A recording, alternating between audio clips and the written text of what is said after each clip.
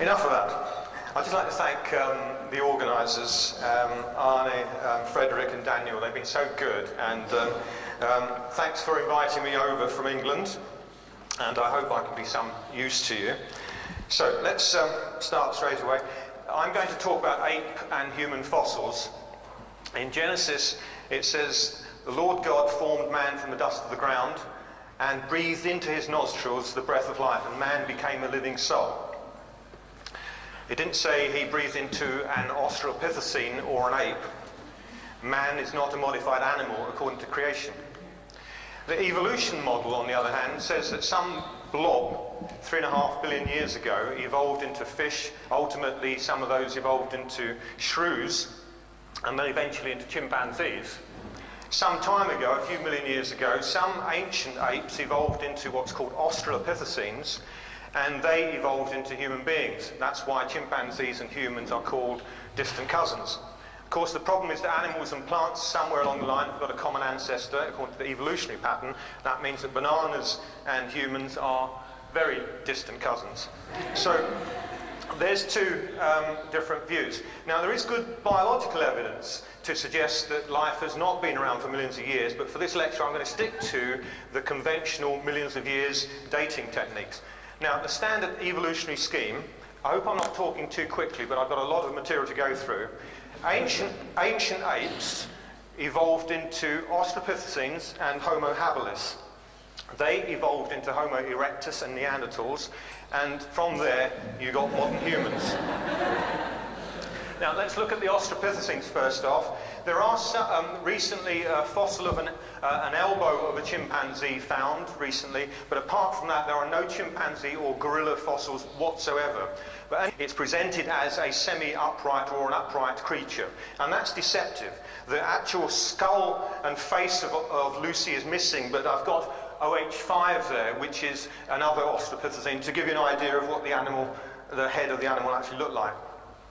There you've got the living apes with Lucy to the right-hand side there, and you can see that if you look closely and put the bones together, that Lucy, the Australopithecines, have got skull, size, shape, ribs, arm bones, finger bones, leg bones. They're virtually all ape-like. There's nothing really human-like about them.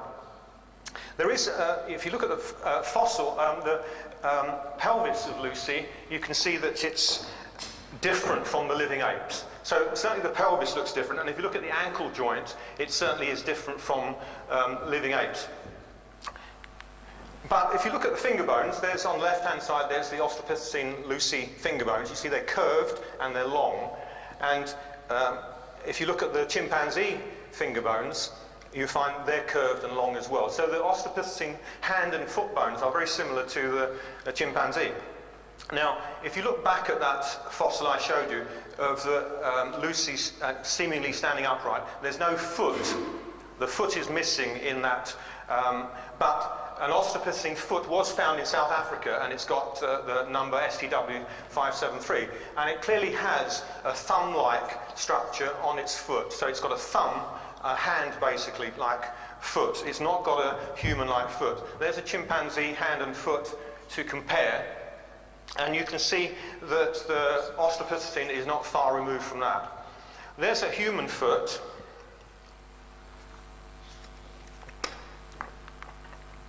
And I'm going to look at this small area between the great toe metatarsal and the index metatarsal. There's the human left foot looking at it from the front. If you push the big toe sideways, you get that. And if you look at the base of the great metatarsal, there you'll find a facet, a flat piece of bone. And that flat piece of bone is important because it tells you that the big toe metatarsal is adjacent to and stuck onto the index metatarsal. It shows you that whoever the creature is, it's got a great toe and not a thumb. A thumb is mobile and it doesn't have that feature. There it is.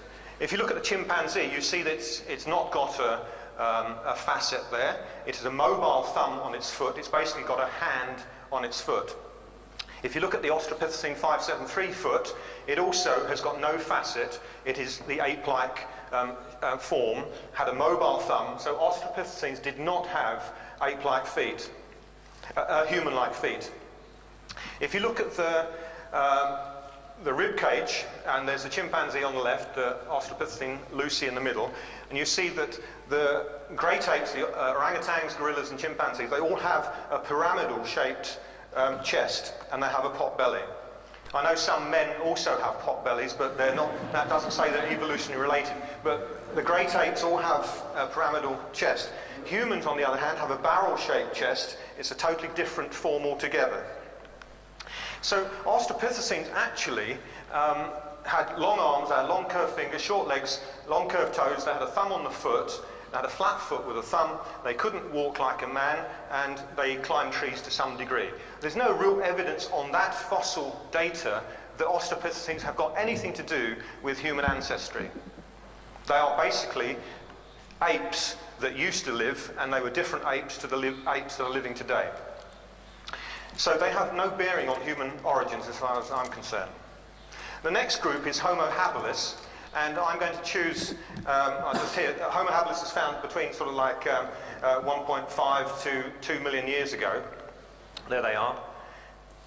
And I'm going to choose to talk about one particular creature, renamed Homo ergaster recently.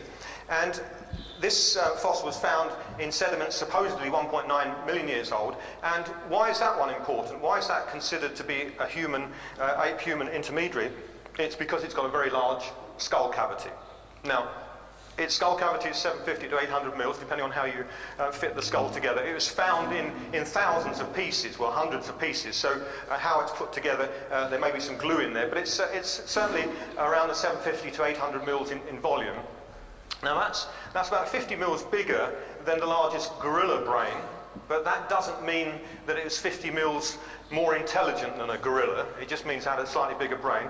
And it's only 80 to 130 mils smaller than the smallest human brain. But that doesn't mean to say it's 80 mils thicker or denser or less intelligent than a human. Now, you know that men have larger brains than women, and you know that women are always right. So you can't tell intelligence simply by the size of the brain. Thank you. There is a brain scan of a man of 55. It was written up in the British Medical Journal, October 2003. This man was perfectly normal. He had an accident to his head. He was knocked unconscious, taken to hospital, had a brain scan, and that's what they found. They found that his brain only occupied less than half of the posterior part of his skull. That was not caused by the accident. That was either he was born like that or it developed with fluid growing inside the skull. But ultimately, the end result is that his brain, in terms of neuronal mass, was less than or about the size of the largest gorilla brain. So you can have a perfectly human intellect, and he was perfectly normal when he woke up from his unconscious state. He's back to normal. You know, perfectly normal human intellect with a brain mass that is less than 800, 750, 700 mils. There's a cow brain. A cow brain's 500 mils, and the same size as a chimpanzee brain. And I think the chimpanzee is a little bit more intelligent, but you can't tell that by just looking at the mass of the brain. Going back to the Homo ergaster, which is previously called Homo habilis, the 1470 skull we're looking at, if you look at the facial features, you'll see that the zygoma, the cheek here, is very deep. And on the right-hand side, you've got the Australopithecine face, and you can see it's very deep face as well. If you look at the gap between the bottom of the nose and the top of the teeth line in the maxilla, you'll find that it's also deep. So it fits in with an ape-like Australopithecine form rather than, it's not anywhere near a human form. There's a human skull next to the 1470 skull, and in comparison you can see the deep cheekbones of the Homo habilis, Homo ergaster, and the thin cheekbones of humans. And if you look at the gap between the the bottom of the nose and the top of the teeth, you see a massive difference. So this skull, it has got all the features of an ape with a big brain, rather than an ancient ape on its way to becoming human. So Homo ergaster, on the fossil evidence, shows no information that we can use to give us any insight as to whether it's an intermediary or not. If I look at Homo erectus, Homo erectus, erectus means upright, so it's an upright man.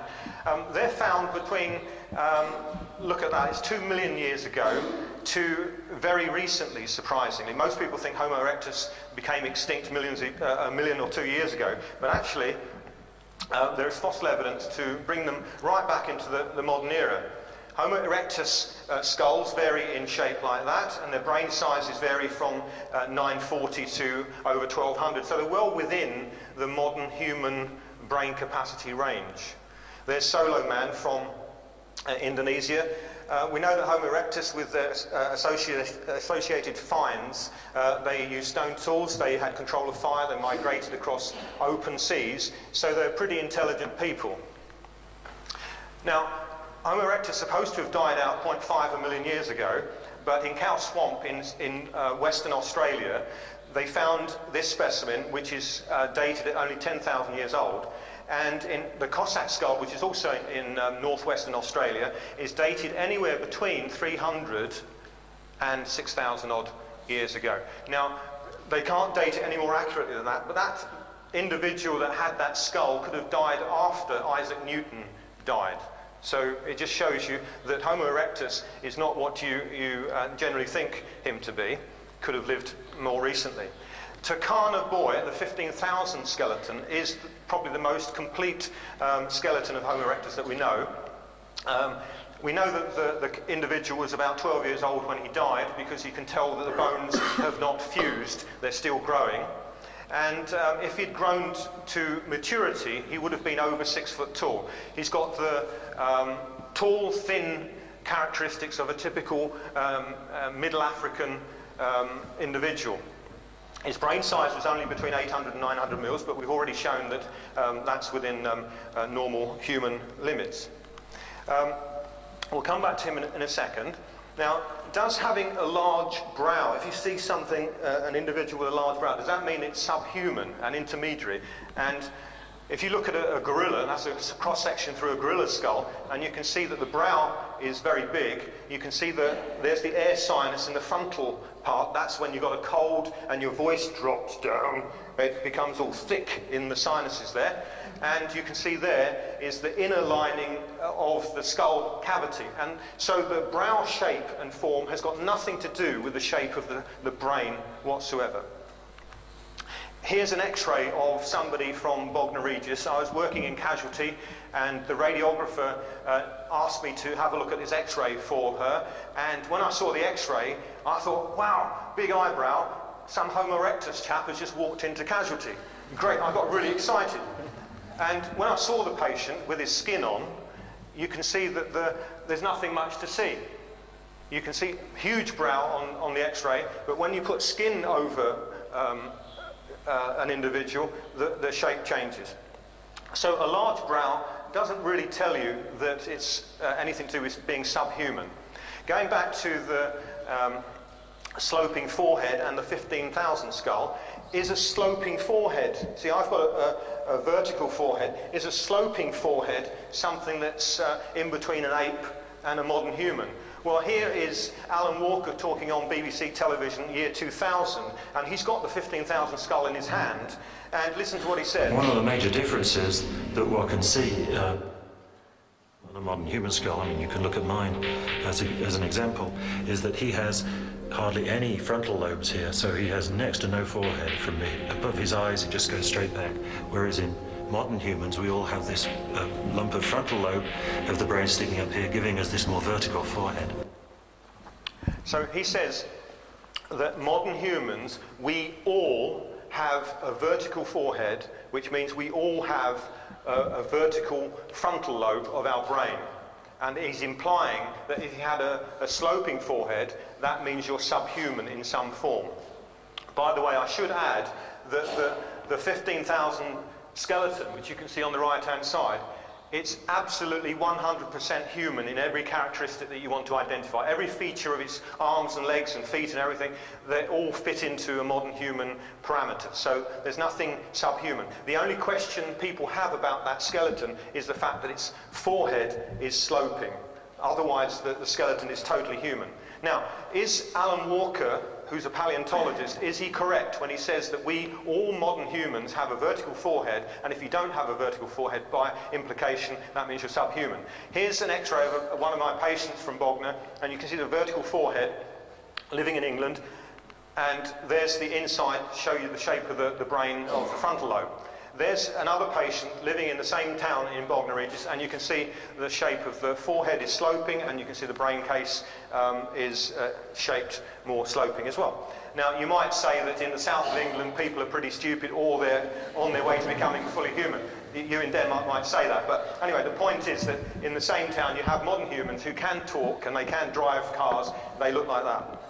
Now, in the past, you know that people used to do all silly things with their children, and in Peru, they used to bind their children up with the heads with cloth and make the heads stretch out. They thought it looked good. You know, fashion changes, and so that just shows you that the shape of the head has got nothing to do with the function or the shape of the brain inside. It's got nothing whatsoever. So you can't interpret, you can't make any inferences just on the shape. The brain will actually mold itself to whatever shape you have. In fact, if you do brain surgery, and I remember operating on somebody's head who'd had an accident, and the head was very swollen, or the brain was very swollen, you have to take off the side of the skull and make a hole and space so that the swollen brain can actually swell outside the skull for a while until the patient recovers a bit, and then it can shrink back in again. So the brain, depending on pressure, it can deform in all sorts of ways. Having small frontal lobes has got no bearing on humanness whatsoever. You can be fully human, in fact, without having a frontal lobe. So if you have a head injury and bang the front of your head, and you get blood inside the cranium, you can take off the top of the head. Sometimes, with that sort of injury, you have to remove some of the brain as well, because the brain is more like blancmange, it's soft like jelly, and you can't really cut it, so you have to suck it out. So you suck out the damaged part of brain as well as the blood clot together. But when you do that, you can remove half of a person's frontal lobe, and they'll still be perfectly normal. Okay? So you can drastically change the volume of a frontal lobe without making them subhuman. If you take out both frontal lobes, you will be in for a little bit of a problem. It's best to talk to the patient beforehand. Frontal lobe, by the way, is it... Oh, what happened? Let's go back. Hang on. Frontal lobe is in green at the front there. I don't know if... Oh, that might work. That's green. It's yellow there. That's the frontal lobe. That's the bit we're talking about. That's the front of the brain, that's the back of the brain. And remind you again that that 55-year-old man, he had no frontal lobes whatsoever, but he was perfectly normal. So from the Homo erectus conclusion, the skeleton is fully human. The skull has got all the characteristics of being fully human, apart from the sloping forehead, and I think I've shown you categorical evidence to say that on a sloping forehead you cannot make any interpretation that represents some sort of subhuman animal or subhuman intellect. So it has all the features of living humans, has the intellectual capability of living humans. If a creature could use a boat or travel across open seas, has control of fire, can make stone tools, you can guarantee that individual has got human intellect. If any of you have tried to make a stone tool, has anyone tried to make a stone tool with flint? Yeah? Was it easy? No. If you try to make the simplest stone tool with a lump of rock, flint, you find it's incredibly difficult to do. You require a human intellect. I know you can teach chimpanzees to copy. You can bang two stones and a chimpanzee will bang two stones and they'll pick up the flake and they'll use it. I know you can do that, but to actually decide to do it yourself and then manufacture and think about a concept of how you're going to change the stone and modify it so you get sharp edges and so on, that requires a human intellect. So if Homo erectus were living 1.6 million years ago, think of this. If he was living 1.6 million years ago, as this character was, and he had a human intellect, you can guarantee if he made one stone tool, 2 weeks later he was going to try to make a better stone tool. So how long would it take an individual with human intellect to get to the moon? We would anticipate that you get to the moon in 10,000 years, from the Stone Age to the Moon Age. Banging stone together, getting smelting rock, getting iron, copper and all the rest of it. If you started that process 1.6 million years ago, it's likely that you would have been on the moon 1.5 and a bit million years ago, on the basis of what we know about human intelligence and our curiosity. We are not going to sit around banging the same tool for 1 million years. We're going to, 2 weeks later, we're going to change it. So, that's it. Neanderthals. Neanderthals are curious because they don't fit into any real pattern. They occur somewhere between 200,000 and 35,000 years ago on standard dating mechanisms. They had large brain. Most of them had larger brains than most people in this room. They were stocky. I didn't mean to say they're more intelligent. But some of them did come from Denmark, I think. They were shorter. They used fire, had sophisticated stone tools. There's even evidence of making musical instruments out of bare femurs, flutes out of bare femur, and they buried their dead. So they had all the characteristics of modern humanity. Now, the features of them, they had large skull, they had what's called a bun on the back of the head, which is the back of the head stuck out a little bit. They had bowed legs, so they're bent. They had multiple fractures. Most of their skeletons had multiple fractures and had a lot of tooth decay. Now, they only lived in a small window in history. They didn't live a long time ago. They didn't live recently. So what is it about them? Can you explain Neanderthals because of their curious dating? Let's say, could their features be related to, not evolution, but could they be related to disease, or just inbreeding, or a combination of both? If you look at the two skulls, the La Chapelle skull and the La Pharisee skull, you can see the bun on the back of the head. The head is elongated and it's got a protrusion. If you look at modern x-rays of skulls that you find in textbooks, these are taken from textbooks, you see the bottom one has got a protrusion on the back of the skull. That fits in with the characteristic. I'm not saying that's a Neanderthal skull. I'm saying that the characteristic that gives you a prominent back of the skull, the occiput bone, is found in modern humans as well. And there's an x-ray of a modern human, again from my hospital, and you can see there's a prominent back of the head there. It's not so easily seen there, but it sticks out like that. So that characteristic is found in living humans. Okay, so what about... So there may be some hereditary aspect to the bun on the back of the head. What about disease? Now, a chap called Ivanhoe back in 1970 studied a whole lot of young Neanderthal skulls, and he found that every Neanderthal skull studied showed evidence of severe rickets. Rickets is a disease of vitamin D deficiency. You need that for healthy bones. If you don't have healthy bones, they become soft, they become bowed, they fracture easily. Vitamin D is found in fish eggs and milk, but it's also an important aspect is the production of vitamin D with the action of ultraviolet light on vitamin D precursors in the blood going through the skin. So if you had dark skin, which is designed to block out ultraviolet light, if you have dark skin and you have a poor diet and you don't have much sunlight, you have a good idea, you've got a good risk of getting rickets. Now, Genesis 9:1 says that God blessed Noah and his sons and said unto them, "Be fruitful and multiply and replenish the earth." So the ark landed somewhere in the Middle East area with 8 people on board. Now imagine Noah would have had proper colour to his skin like mine. He wouldn't have had skin like most of yours. He had a healthy, good skin like mine. And in fact, Jesus himself would have had good skin like mine and not deficient skin like yours. Now imagine these people coming off the ark and migrating away from the epicenter, and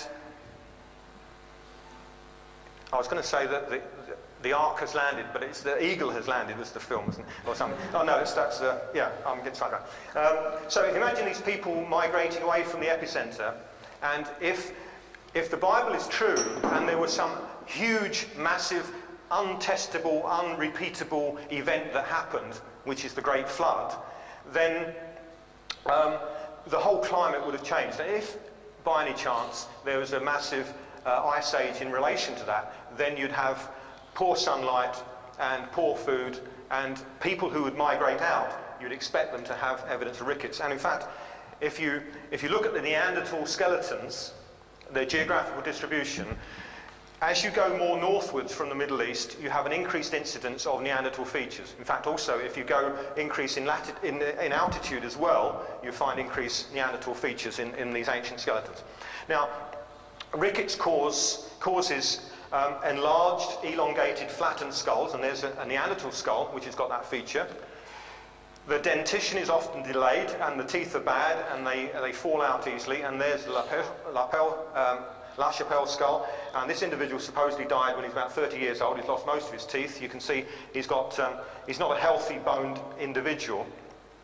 And there's a picture, hope you can see, the bowed legs. These are children in Glasgow in Scotland at about 1900, year 1900. That photograph was taken then. I didn't take that photograph. And you can see that rickets gives you fragile bones, you get bending, and you get fractures, and that's consistent with the Neanderthal feature. I said there's multiple fractures of head, spine, upper arm, and some people said, well, that's interesting because that's the same pattern that you get in rodeo riders. So you can imagine that Neanderthals were into hunting wild ox or big mammoths and stuff, and falling off them and then getting multiple fractures. So they might have been caused by hunting. Of course, to be scientific, they could have been... Hey, folks! We are seeing some of the best Neanderthal riders in all the world! Ride of Neanderthal! So to be scientific, the Neanderthals could have got their fractures from rodeo riding, but we haven't got any other evidence for that. Okay, so one explanation of the origin and disappearance of Neanderthals is that normal humans went into some sort of ice age, and as a result of rickets, which is a disease, and inbreeding, you got Neanderthal features. And once the climate changed and things improved, then you got back to the normal human form. And that would also, that sort of pattern, you would also predict that Neanderthals and humans would be living at the same time, because not all people would have bad bones or bad food. So from the evidence there of the form of the bones and everything about them, Neanderthals are fully human, had fully human capability and intellect.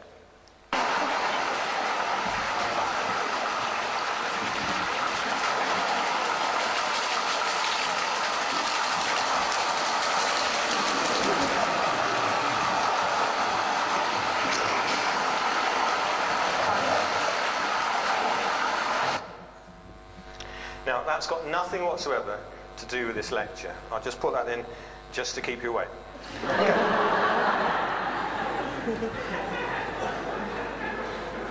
Now, we've looked at chimpanzees. There's only one elbow bone, one fossil elbow. That's all that's ever been found of a chimpanzee fossil. I've shown you that the Australopithecines, the Homo habilis or Homo ergaster, and the Homo erectus were all living contemporaneously around the 2 million mark. This is on conventional dating methods. The Neanderthals are a strange lot because they've come and gone in a very odd time in history. So what about ancient human-like fossils? There in Israel, there are two caves, one School 5 and Kafsi, and there's two modern human-like skulls dated at 55,000 years old and 100,000 years old. And nearby, in the Kabara caves, they found Neanderthal fossils which were dated at 60,000 years old.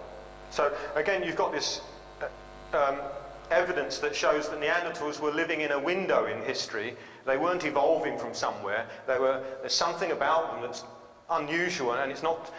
You need to find out what was the cause of it. It's not an evolutionary thing at all.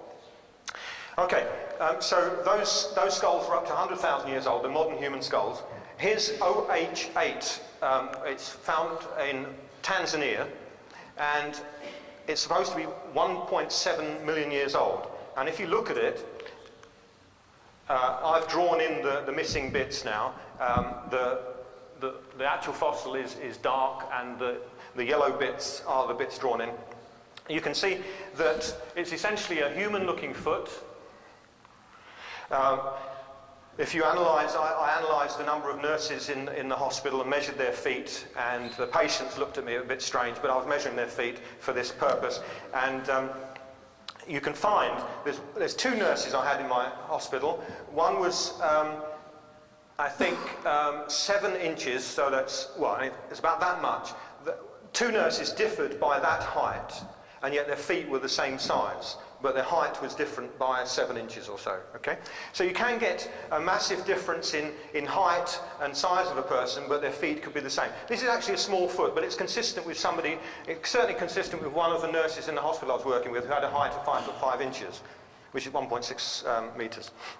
Now, if you look at this fossil, OH8, and here I've got in the middle the great metatarsal, the big toe metatarsal.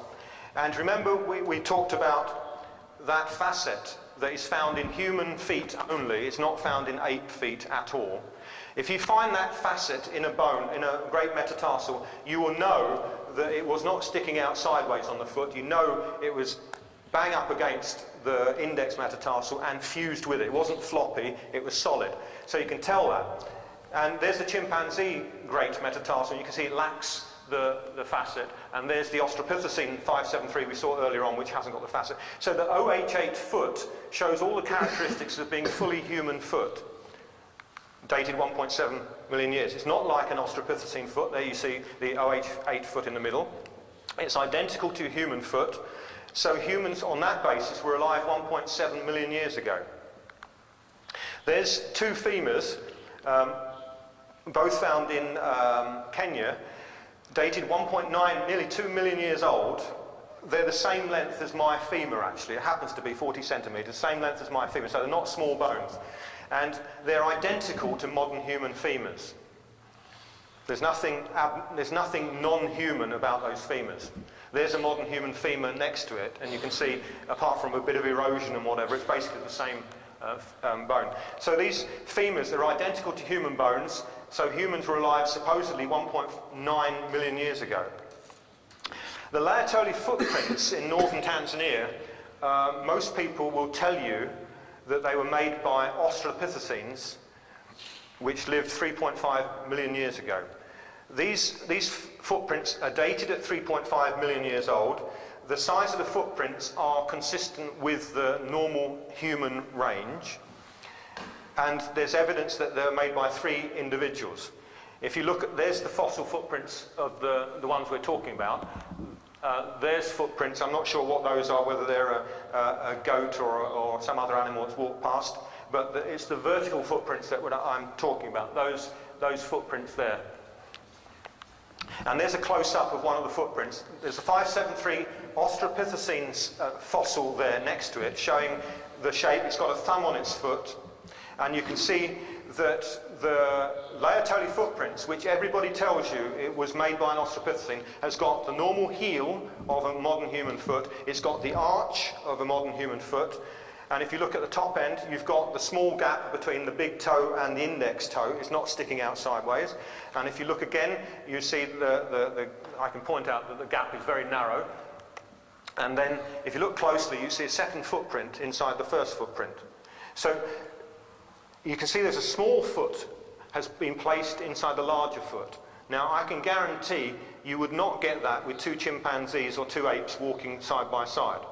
But you would get that with a human being and a child. The child would generally go stepping into the adult's footprints. Now, that I think is an interesting feature. It's got all the characteristics of a human foot, and also, additionally, it's got this additional feature which suggests the kid's having a game.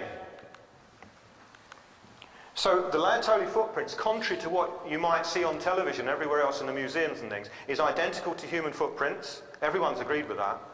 could not have been made by Australopithecines because Australopithecines had a thumb on their feet, so they couldn't make that. The human foot is unique. We know of no other evidence of any other creature, living or extinct, that had a foot like a human being. So on that evidence, we have to conclude, unless there's anything else come about, that those footprints were made by human beings, and therefore those footprints are 3.5 million years old. Finally, we come to the end. This is a radius, which is the outer forearm bone on the side of the thumb. It's dated at 4 million years old. It's 27 centimetres long. Incidentally, it just happens to be the same length as my radius. It's twice as long as the Australopithecine Lucy's radius.